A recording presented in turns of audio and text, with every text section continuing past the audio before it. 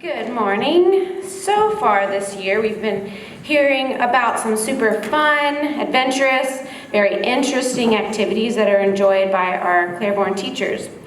My passion, however, is not really one type of activity, but it's more of a value that's in turn brought a variety of adventures into my life.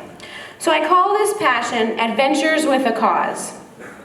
Throughout my life, I have found two things that really get me excited. One being adventures that bring me new experiences and teach me lessons, and the others being a part of something bigger than myself in order to bring positive change to the world.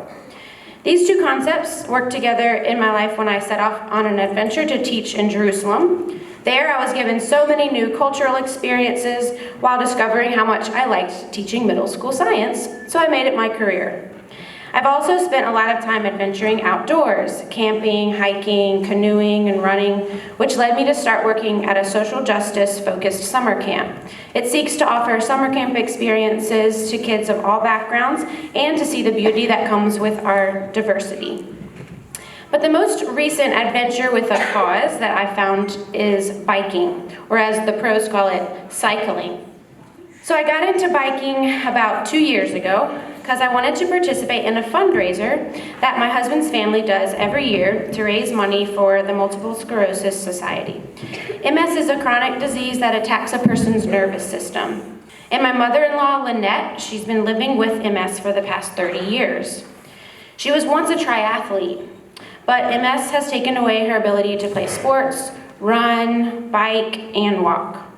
The MS 150 is a 2-day fundraising bike ride that starts in Irvine and ends in San Diego. My father-in-law, Dave, started a team called Spokes for Hope that rides in the MS 150 each year to raise money for research on treatments and cures for MS. This last year, my husband and I started researching to see if there was a bike that would allow Lynette to participate in our biking team. We ended up finding a bike in Sacramento called a tandem recumbent. This e-bike is designed for 2 people, and the person in the front sits back like they're sitting in a chair.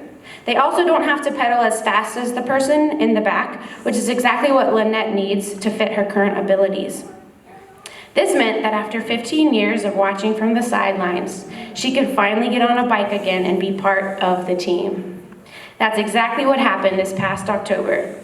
Both days of the MS 150 bike ride, Lynette led our team across the finish line with tired legs but full hearts. What started out as an adventure to become a biker chick ended up being a team effort to bring the joy of biking to someone who needed it most. Thank you.